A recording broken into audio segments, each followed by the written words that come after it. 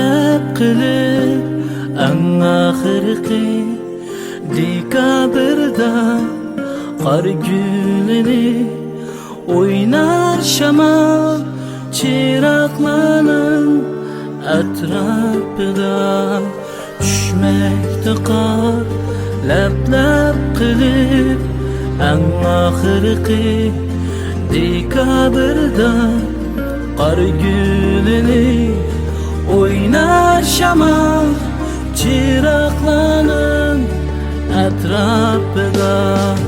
hashamatlik restorandan avlanmoqda sho'x günahlar kimlar issiq uylarida kimlar o'ynar so'q dalada hashamatlik restorandan avlanmoqda sho'x günahlar kimlar issiq uylarida kimlar o'ynar so'q dalada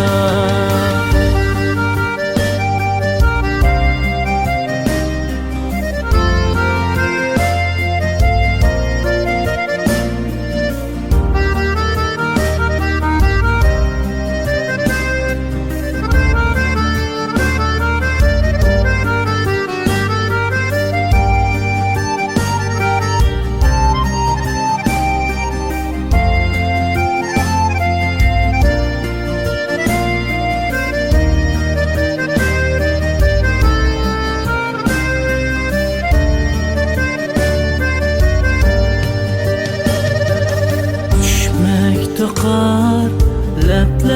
qilib eng oxirgi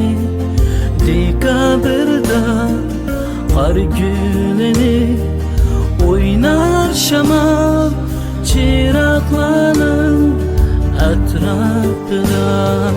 tushmoqda qor lab qilib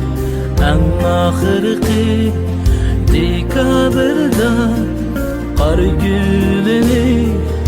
o'ynar shamol chiroqlarning atrofida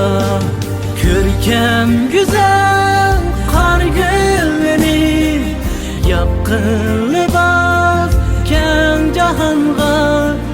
uxlab qoldi yer sharmu oq chechaklar arasida ko'rkam go'zal qor gulini